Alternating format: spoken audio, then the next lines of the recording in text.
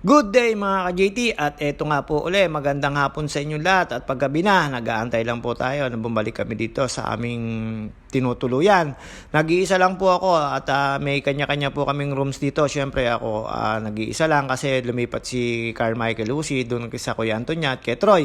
At ayun nga po, habang nag-aantay tayo dyan, nagre-relax at nanonood tayo ng TV. Alam nyo naman po, ang JT Sakalam, ako lang to. Sa mga hindi po naniniwala at nakakapaniwala, kahit ako, hindi ko mapaniwalaan ang sarili ko na kasama na naman po ako dito ng mga ate ko. At siyempre, magpapasalamat tayo sa dalawa kong ate na si Ate Janet at si Ate Monet. Sa totoo po, kundi ho dahil sa kanila, hindi naman po talaga ako makakarating dito at kundi rin po ako nagtino.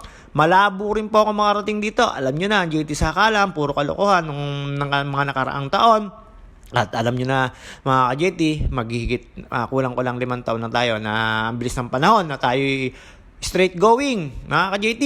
At yun nga po, no chemicals allowed to myself. Tama po ba yun? Makapag-English lang ang JT Sakalam. Kaya hanggang sa kinuha ko yung camera ko, meron po kaming pupuntahan dito, Jod Pairs, mga ka-JT. Relax lang. Sana all. Sa mga tropa natin na nagchat-chat dyan, na sasabihin ko na po sa inyo, wag ho kayo mag-alala sa mga pasalubong. Hindi ho kayo mawawalan. At sure din ako na hindi kayo magkakameron. Uulitin ko po, 220 pesos lang po ang dala kong pera dito. At ayun nga mga ka-JT, paglabas ko po, nagtututunog at tinawag ko po yung crew rito. Pwede naman po nyo silang kausapin.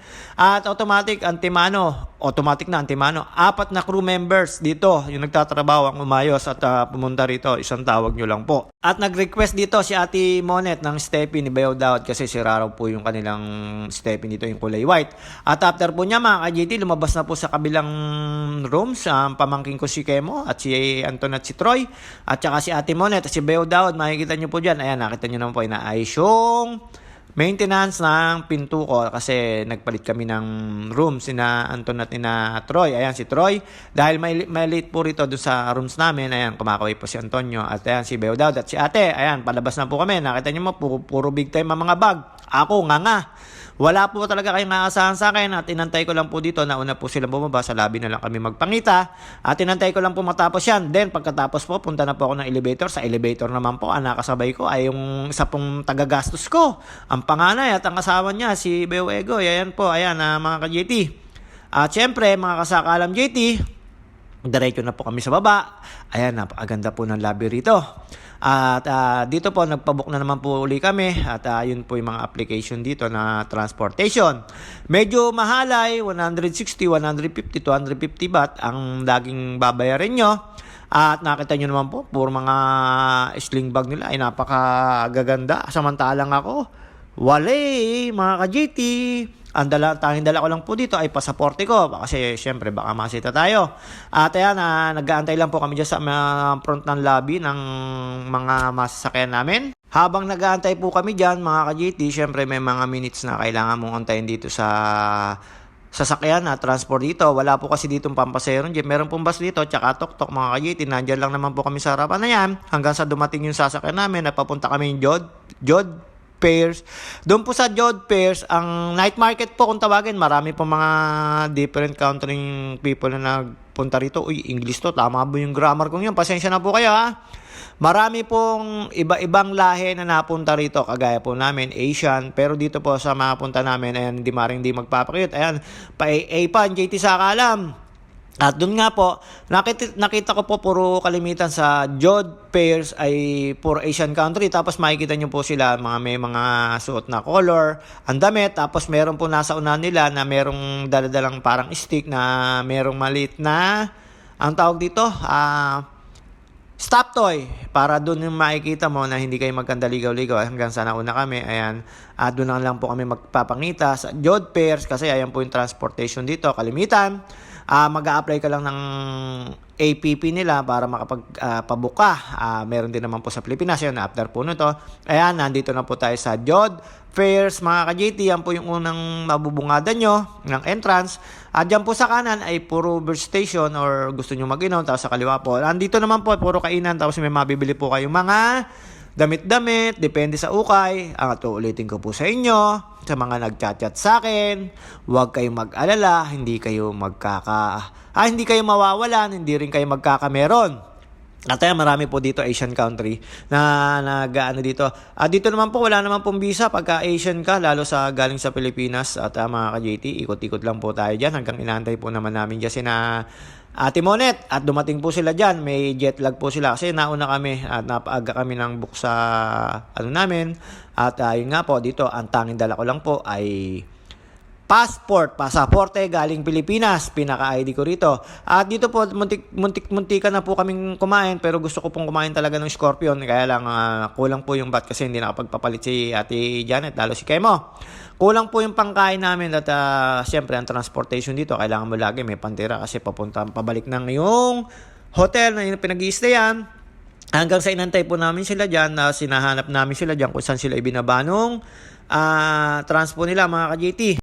Paikot-ikot lang po tayo dito, hindi naman po tayo nagtagal dito kasi nga gusto nila umikot kami dun sa tawag dito sa Chinatown kasi hindi po nila nagustuhan. Atong gusto po kasi nila dito ay may sabaw. Dito po naman ay meron naman may sabaw kaya lang hindi po ganun ka soup. At yun nga po, ganun ka soup, ganun ka ano yung gusto ni Ate Monet. Kasi nga bagong dating sila at galing pahinga. At ikot-ikot lang po tayo dito. Magsasawa po kayo kaikot dito. Na dami rin pong makikita po rito na salita po ng salita. Dito po ang dami ko po nakita mga operada na nagpapais ng ilong at ng kanilang baba, mga JT. Basta dito, dire-diretso lang po ng gala tayo dito. Paikot-ikot lang po tayo hanggang sa street food po yan. At yun, dapat kakain din po ako ng buhay na puset kung tawagin sa Pilipinas. Pero hindi na po kami nakakain dahil po gusto ni Ate Monet sa Chinatown lang po. Umikot-ikot na lang po tayo. Nakita niyo po yung mga may kulay ang damit na yon. Nagkakasama po yun. Nasa unahan po nila ay merong stop toy tapos may stick na nasa mahaba para kita po kung nasaan. Para hindi po sila magkahiwa-hiwalay. Basta yun po yung sinusundan nila. Natutuwa po ako. Ang galing po nun. Asian country po. Pagkakakita ko po sa mukha nila, parang Asian country rin po sila. Hindi ko alam kung may mga Koreano rito na minsan hindi ko rin po naintindihan yung salita. At ayan po mga ka-JT, paikot-ikot lang po kami dyan. Naghahanap ng kakainan at pag-alagala po kami. Hindi po namin kasama si Beo dyan, medyo tinamad po siya, pagod. Tapos puyat at gutom din ang inabot, gawa ng sa plane. Para ka rin po kasing nasa Pilipinas talaga na may pila. Pero maayos naman po dito, biometrics lang naman pag-entry mo, pag-exit mo. Ayan, paikot-ikot lang po kami dyan. Gala-gala, hanap na mabibili, hanap na makakainan, lalo po yung dalawang yan, lalo po si Ate Monet, gutom na yan, paikot-ikot lang po tayo hanggang sa nag-decide kami. Akala ko babayaran ni Ate Janet or ni Ate Monet yung Scorpion. Nangingimi yung dalawa, nakakain talaga kami ni Egoy, kaya lang siyempre kulang nga po tayo sa at hindi nakapagpapalit hanggang sa pumunta na lang kami sa Chinatown. At sabi, kasya pa naman yung pera papuntang Chinatown at kinabukasan na lang po dito kami magpapapalit sa Platinum kasi po doon sa Platinum malaki po yung palitan, mga ka-JT. At ayan po, paikot-ikot lang po tayo. Nakita nyo naman po si Egoy, napakahaba para si James Harden, ang balbas. At nagpapakit lang po tayo dyan. Marami po tayo nakakasalubong dyan ng Asian country.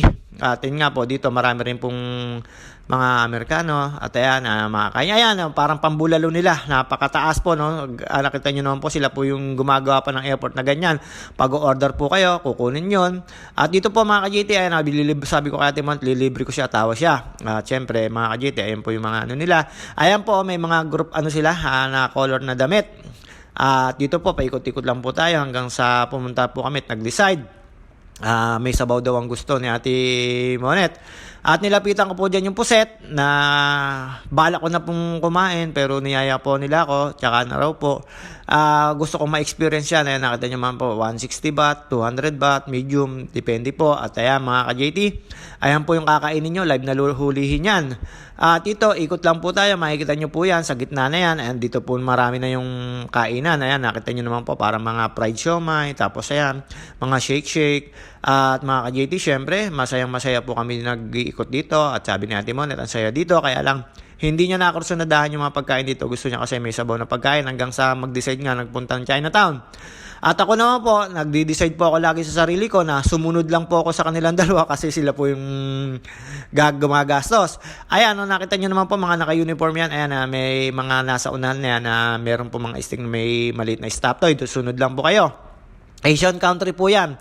Hindi ko lang po alam kung saan sa Asian country. Siyempre, dito hindi po ako makapag-marites at di ko po sila matanong. Gawa ng hindi naman po kami magkakaintindihan. Tagalog language tapos country language nila. Ayan, nakita nyo naman po yung dalawang sakalam. Yan po ang tunay na dalawang sakalam. Ako naman po, kung ano yung dala nila, yun na lang din po dala ko. Kasi lagi ko walang pong dala ay camera para mag-video dito. Siyempre, mga ka-GT, masayang-masaya po tayo na nakakarating po tayo dito. Hanggang ngayon, hindi ako makapaniwala na lagi po ako nakakapagpunta na sa ibang bansa nang dahil dyan sa dalawa kong ate. Alam nyo na, JT Sakalam, nga, ang dalawang niya, medyo nakaka-LL yan. At yan, syempre magpapakit tayo. Isang A naman dyan, JT Sakalam, di ka pa sawa maggala. Lumalaki na po ang tiyan ko dyan. Panay po ang kain ni Ate Janet. Kaya po pagdating sa hotel, di po ako masyado nagkakain. At ito po, mga Sakalam JT.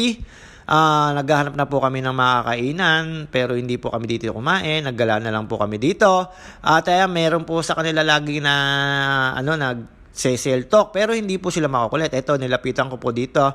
Meron po ditong tilapia mga ka-GT, hindi ko lang po alam kung anong luto o ang tawag sa kanila. Basta pag nakakita ko po, alam ko sa Pilipinas, tilapia po ang tawag dito. Sa country ko po, tilapia po yan. Nilapitan ko po na mga ka-GT, nakita nyo naman po. Yan, no? Tilapia po yan. Hindi ko po alam, parang perito po yan. Merong kaliskis po, ganun po sila magluto dito. May kaliskis po sa Pilipinas, aalisan po ng kaliskis yan. At mga kasakalan JT, nag-uusap na po sila dyan pero dumaan muna kami sa aming gustong kainin ni Egoy na scorpion, tapos ipes, tapos nakita ko po may uod pa. Pero fried lang naman po siya, tapos may nilalagay yung tindera. Ngayon po bumili kasing foreigner, tinignan po namin kumain pero wala naman po siyang Naghahanap na po ako ng tubig dyan. Sabi ko kay Anton, bili ako ng tubig hanggang sa sabi ni ate, wag na raw. Doon na raw kumain sa Chinatown. At ayan mga ka-JT, ito, pupuntahan na po namin yung sinasabi ko sa inyo na nakita namin Scorpion. At gusto po mag-uwi pa ni Egoy niyan. Pero siyempre, hindi naman po papapayagan sa immigration niyan. Makikita po sa scanning x-ray machine yan, mga ka-JT, hanggang sa dire-diretso po kami dyan, mga kasakalam JT, syempre. Nakakita nyo naman po, yung JT Sakalam, sunod lang na sunod sa mga manager dahil hindi naman po sila pwedeng sumunod sa akin. Susunod lang po sila sa akin pagka yung paalis kami, lalo po sa Pilipinas. Syempre, ako may magmamaneho sa kanila, susunod sila sa akin. Pag sinabi ko sakay, sakay. Pag sinabi kong labas, labas. Kasi syempre, naka-parking, tapos may pupuntahan. JT Sakalam nyo, ayan, papunta na ho kami dyan sa may Scorpion. At pagkakita po namin sa Scorpion, ayan po yung sinasabi sa inyo, cricket. Hawak-hawak ko na po yung Scorpion na yan. Testing na po ako dyan. Tapos syempre sabi ng ate ko, wag muna raw, tsaka na raw. Dahil kakunti nga po yung dala naming bat money. Dahil nakakalimutan po magpapalit. At ang haba ng pila doon sa pinagpiplanahan namin sa may platinum. Kasi doon mas mataas ang palitan. Ayan, uod po yan, tapos cricket, tapos ang tawag dito, yung maliliit na ipes. Malinis naman daw po yan dito. Ayan, nakita nyo naman po, ang dami nagpapainit, nagpapaprito. Ayan, yung foreigner na yan, kumain po yan ng Scorpion. Gusto ko sana ma-experience, papabideo ko, ready na ako. Kaya lang, sabi ni ate, nandidiri sila. Sabi na, para silang napapa-blow kasi ikaw ba nga naman, Scorpion, na hindi naman kinakain sa country nyo, pero dito, alam ko, malinis po yan. Ayan, nakita nyo, nakaway na po yung dalawang ate ko at pa si Ate Janet. At syempre, nag-aantay na lang po kami dyan ng aming sasakyan. Syempre, magkakaiwalay naman po ulit kami. At nauna sina Anton dyan na dumating yung book nila, tapos kami medyo late pa. At ayan po mga ka-JT, makikita nyo po, panayang pakit ko dyan. At pakikita ko po sa inyo yung tok-tok na meron pong barcode dyan mga ka-JT. Ayan po yung tok-tok, ayan po yung naka medyo black yellow, yan po yung pinaka-barker na. Pero hindi po sila nasigaw na kubaw, kalamba, ganun mga ka-JT. Lalapit ka lang tapos papakita mo yung pupuntahan mo at sabi sa akin, narinig ko sa kanila, sabi sa akin namarites ko sa kanila 300 baht ang bayad papunta doon sa pupuntahan nila. Medyo malayo din po raw yun, yung Chinatown dito. At yun nga po mga ka-JT, hanggang dito na lang po muna tayo. See you on my next video habang nandito po tayo sa vacation. At sabit lang po tayo. Babus!